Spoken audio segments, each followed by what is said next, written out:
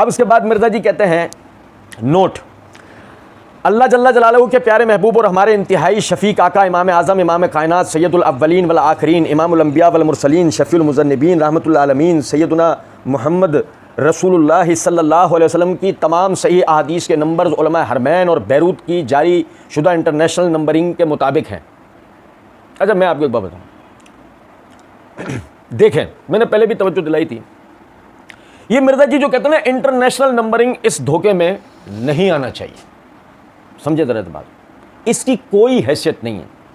इसका सबसे बड़ी खराबी ये होती है, मिर्ज़ा जी क्या करते हैं, जैसे कि अभी हम पढ़ेंगे, मिर्ज़ा जी ने क़ियास व इज्तिहाद जायज़ है, अभी हम पढ़ेंगे क़ियास व इज्तिहाद जायज़ है, इस उन्वान के तहत मिर्ज़ा जी ने मुसन्नफ़ इब्न अबी शैबा हदीस नंबर 22,990 लिखकर बात ख़त्म कर दी। ना हदीस लिखी, ना मुसन्नफ़ इब्न अबी शैबा जिल्द, किताब, बाब, फिर हदीस नंबर, जो कि एक तालिब इल्म के लिए आसान तरीन रास्ता है माखज़ तक पहुँचने का। मिर्ज़ा जी ने जिक्र नहीं किया, क्योंकि जब मिर्ज़ा जी ने अपने पढ़ने और सुनने वालों को आदी बनाया किसका, इंटरनेशनल नंबरिंग का, तो इससे तासुर ये दे दिया भाई इंटरनेशनल नंबरिंग मतलब मुस्तनद।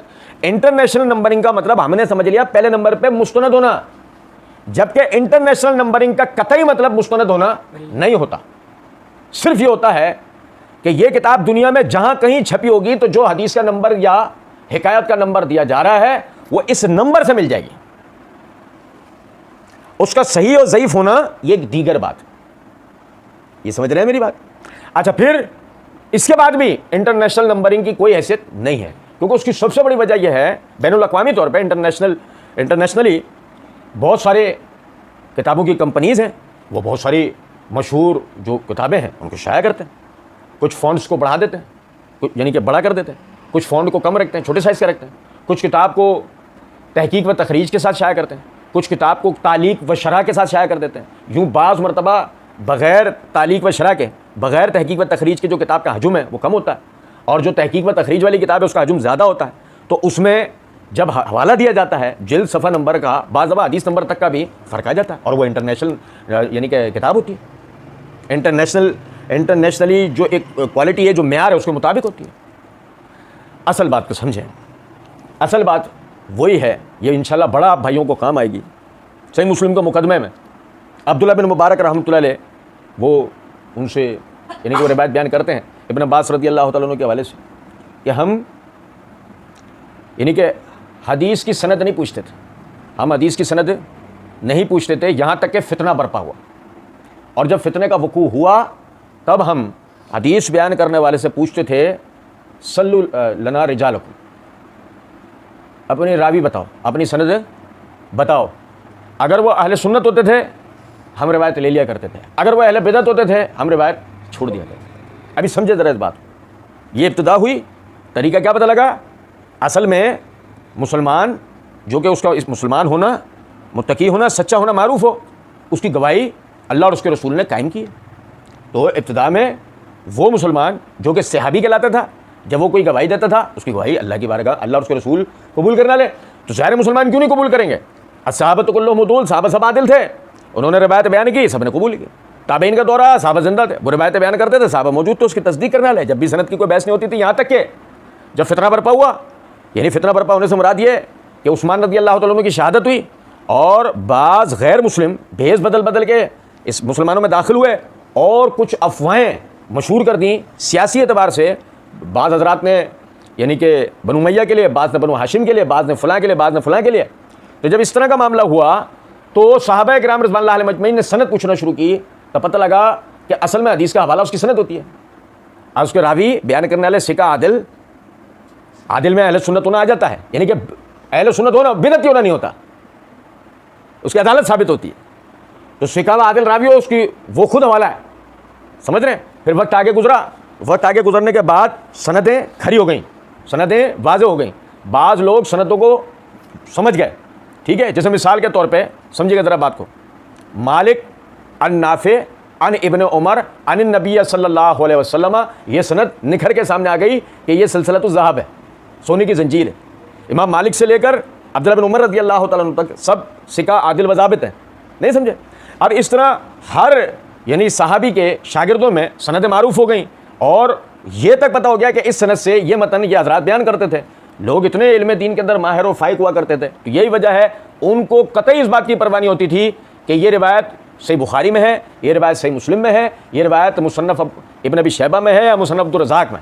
उनको तो बस ये होता था ये सनद आ गई, ये सनद साबित शुदा है, ये हजरात हैं वो उनको जानते हैं, रावी को जानते हैं, सनद को जानते हैं, मतन को जानते हैं, लिहाजा वो रिवायत को कबूल कर लिया करते थे। फिर वक्त आगे, फिर उसका वक्त आगे गुजरा, किताबें मुरतब हो चुकी थी, हवाले दिए जाते थे इस तरह, रवाहुल बुखारी, रवाहु मुस्लिम, इसको बुखारी ने रिवायत किया, इसको मुस्लिम ने रिवायत किया है। इमाम बुखारी इमाम मुस्लिम का रिवायत करना ही अहमियत रखता था, समझ रहे बात को। फिर जब रिवायतें करने का दौर शुरू हुआ और इमाम बुखारी इमाम मुस्लिम के नाम पर भी ये डर होने लगा कि बुखारी मुस्लिम का नाम लेकर भी लोग झूठ बोल सकते हैं, तो फिर हवाला देने का हमेशा तरीका ये होता था कि ये रिवायत सही बुखारी, इमाम बुखारी रहमतुल्लाह अलैह इसको सही बुखारी में फ़लाँ किताब में फ़लाँ बाप के तहत लाएँ।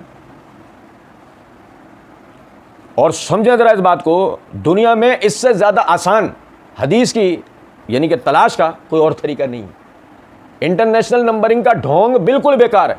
हदीस की तलाश का असल तरीका यह है, मुसन्निफ उसकी किताब, ठीक है, उसकी किताब में बाब बयान कर दिया जाए, आप देखने वाला उस बाब के तहत उस हदीस को देख सकता होगा। लेकिन जब आप किताब का नाम ले दें और आप कह दें हदीस नंबर फलां, जैसे मैं आपको एक मिसाल देता हूँ, फ़र्ज़ करें एक आदमी कहता है अल मुसन्नफ़ हदीस नंबर फलां, तो अल मुसन्नफ़ 2 किताबें, अल मुअज्जम, तो अल मुअज्जम के नाम से 6 तो छपी हुई किताबें, तो असल में वो किस किताब का हवाला दे रहा है। जैसे मिसाल के तौर पे रवाहुल बैकी हदीस का हवाला दे दिया, अब इमाम बैकी रहमतुल्लाह अलैह की तो 8 छपी हुई किताबें आम मारूफ लोगों के हाथों में, तो आपने किस किताब का हवाला दिया है, समझे जरा इस बात को। तो असल में हवाला देने का जो तरीका है वो ये नहीं है कि आप ड्रामा करें कि जी इसमें मौजूद तमाम सही अहादीस के नंबर्स उलमा हरमैन और बैरूत की जारी शुदा इंटरनेशनल नंबरिंग के मुताबिक, ये सब ड्रामेबाज, इस शहर में नहीं आना चाहिए।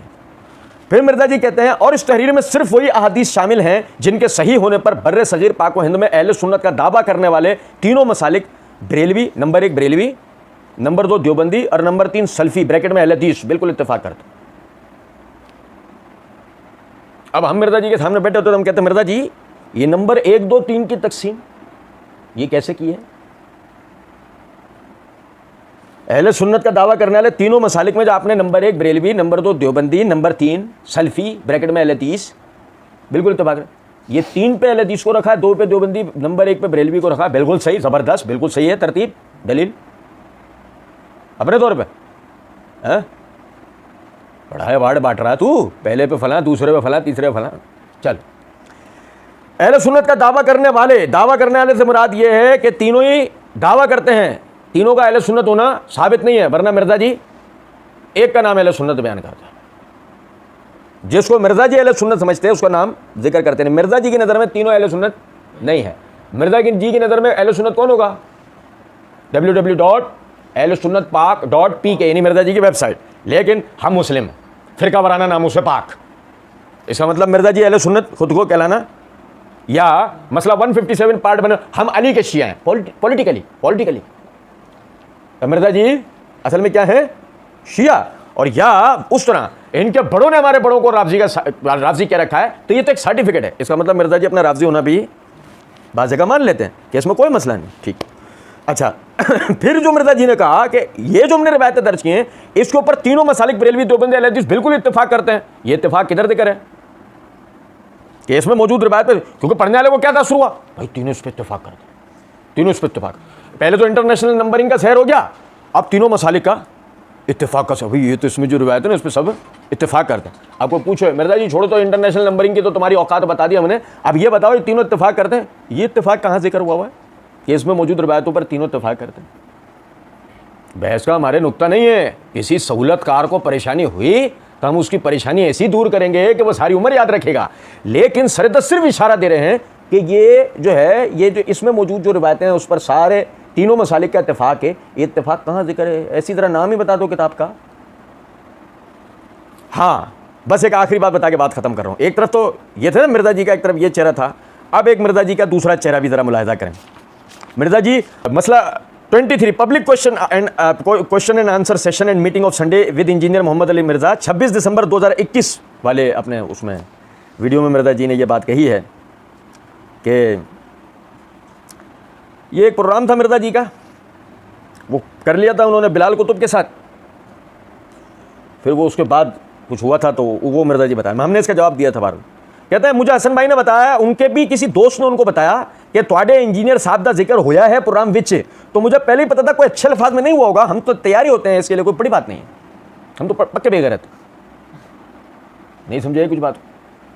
अब आप देखें, गौरतलब बात है, मतलब मिर्ज़ा जी ने खुद भी इस बात को तस्लीम किया है कि इस वक्त इस मुल्क यानी इस मुल्क में बसने वाले जितने भी खुद को अहले सुन्नत कहलाने के दावेदार हैं, उनमें से किसी का मिर्ज़ा जी से कोई ताल्लुक या मिर्ज़ा जी का उनसे ताल्लुक नहीं।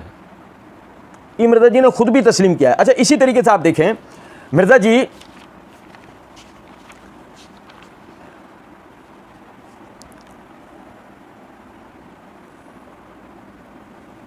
मसला number 175A part 100 questions on उलमा एंड सेक्स इश्यूज के अंदर कहते हैं ये रिवायत बुखारी में है लेकिन दईफ है।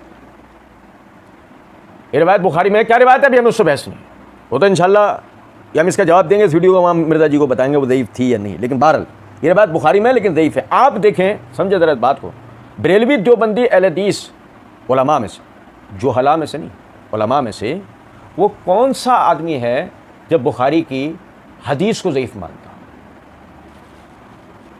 ये हदीस बुखारी में है लेकिन ज़ईफ है।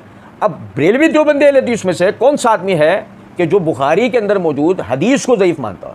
जबकि इसके बरक्स हुज्जतुल्लाहुल बालिगा के अंदर शाह वलीउल्लाह मुहद्दिस दहलवी रहमतुल्लाह अलैह ने तो ऐसे आदमी को बिदअती करार दिया जो बुखारी में मौजूद हदीस को, बुखारी में मौजूद हदीस को ज़ईफ बोले, वो अहले सुन्नत की राह से मुनहरफ है। कुछ बात आ रही है समझ में नहीं? बहरहाल अच्छा, फिर इसी तरीके से मिर्ज़ा जी कहते हैं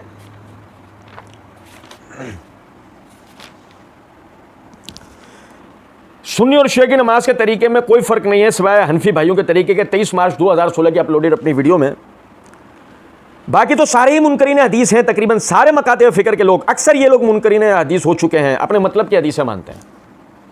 समझे बात को? नहीं, मिर्ज़ा जी ने अपने पंफलेट को लोगों की नज़रों में चमकाने के लिए, यकीन दिलाने के लिए क्या कह दिया, मैंने जो हदीसें जिक्र की हैं उसको तीनों मसालिक के लोग मानते हैं। जबकि मिर्ज़ा जी ने 23 मार्च 2016 यानी कि 2015 के एक साल बाद के अपने अपलोडेड क्लिप के अंदर ये बात कह रखी है, बाकी तो सारे ही मुनकरीन हदीस हो चुके हैं, सारे मकाते फ़िक्र के लोग, नाम लेकर मिर्ज़ा जी ने कहा है सारे मकाते फ़िक्र के लोग मुनकरीन हदीस हो चुके हैं, अपने मतलब की हदीसें मानते हैं। समझे बात? तो मिर्ज़ा जी के इस तासुर में बिल्कुल भी नहीं आना चाहिए जो मिर्ज़ा जी तासुर देते हैं। मैं जो रिवायतें बयान कर रहा हूँ उसमें सबका इत्तेफाक है, नहीं, ऐसा कुछ भी नहीं। मिर्ज़ा जी कसरत से वो रिवायतें बयान कर रहे होते हैं कि जिसके सेहत और ज़ौफ़ पर सबका इख्तिलाफ है। और यहाँ मैं आपको एक बात बताऊँ, इसको भी ज़रा समझें। हदीस की सेहत और ज़ौफ़ का मामला एक मुब्तदी भी जानता है कि उसका ताल्लुक इज्तिहादी है, उसका ताल्लुक तहकीकी है। ज़ाहिर है एक आदमी हदीस की इलल, उसमें जो बारीक इल्लतें हैं, उसके मतन में, उसकी सनद में, अगर वो उससे वाकिफ़ नहीं हो पाता, मिसाल के तौर पे उसकी नज़र में हदीस सही होगी, लेकिन दूसरा जान लेता है, सबूत रखता है, तो उसकी नज़र में वो हदीस ज़ईफ़ होती है और वो उसके सबूत फराहम करता है, उसके बारे में बताता है। इसकी मिसाल ऐसे है, इमाम मुस्लिम रहमतुल्लाह अलैह अपना वाक़या बताते हैं कि मैं एक हदीस के सेहत और ज़ौफ़ के मामले में शक व शुबे का शिकार था। जहाँ भी उलमा से पढ़ने गया, हर जगह पूछा, सब ने कहा हदीस सही है। जब इमाम बुखारी रहमतुल्लाह अलैह की मजलिस में पहुँचा, मैंने इमाम बुखारी रहमतुल्लाह अलैह से इसके बारे में सवाल किया तो आपने चंदी सातों में उसकी इल्लत बयान कर दी। क्या पता लगा इस शिकायत से कि बाज़ मरतबा बाज़ लोगों पर इल्लत मख्फी रह जाती है, वो उस तक नहीं पहुँच पाते, लेकिन बाज़ उलमा को जिनको अल्लाह रब्बुल इज़्ज़त ने एक खुदादाद बसीरत भी दे रखी है, जो उलमा इलल हैं, हदीस में मौजूद जो बारीक जो इल्लतें हैं उनके माहिर हैं, कलाम रसूल और सनद की तमीज़ रखने वाले हैं, तो वो बाकायदा उस इल्लत के बारे में बताते हैं और हदीस के ज़ईफ़ होने के दलाइल फराहम करते हैं। इसी तरीके से इस बात को और भी समझें कि बाज़ रिवायात का जो सेहत और ज़ौफ़ का ताल्लुक है, कुछ लोग उसको अपने मसलक व मनहज व नज़रिए के ख़िलाफ़ पाकर तासुब की बुनियाद पर ज़ईफ़ साबित करने या सही साबित करने बैठे हुए होते हैं। अब ऐसी सूरत में वो शख्स, वो तालिब इल्म या वो उलमा का तबका कि जिनको हदीस के सेहत और ज़ौफ़ का मामला खुदा न खास्ता किसी गुरूही तासुब के नतीजे में नहीं आता, बल्कि वो अल्लाह से डरते हुए इस मसले में कलाम करते हैं, तो वो बाज़ मरतबा एक तासुब रखने वाले के ज़ईफ़ कहने के नतीजे में तहकीक के साथ सही बता रहे होंगे और गुरूही तासुब रखने वाले के सही कहने के नतीजे में तहकीक के साथ, दलाइल के साथ ज़ईफ़ बता रहे होंगे। तो ये ड्रामेबाजी नहीं करनी चाहिए कि जी मेरे बयान करदा दलाइल पर तो सबका इत्तेफाक है। अब मिर्ज़ा जी अगर तुम्हारे बयान करदा दलाइल पर सबका इत्तेफाक होता तो आज तुम जहलम के अंदर मौजूद एक गार में पड़े नहीं होते, बल्कि इन्हीं उलमा के साथ मिंबरों पे आके मजालिस के अंदर आके बयानात कर रहे होते हैं। हालांकि मामला तो इसके बरक से आप भाई सब जानते हैं। अल्लाह रब्बुल इज़्ज़त समझ और अमल करने की तौफीक दे। वमा अलैना इल्लल बलाग।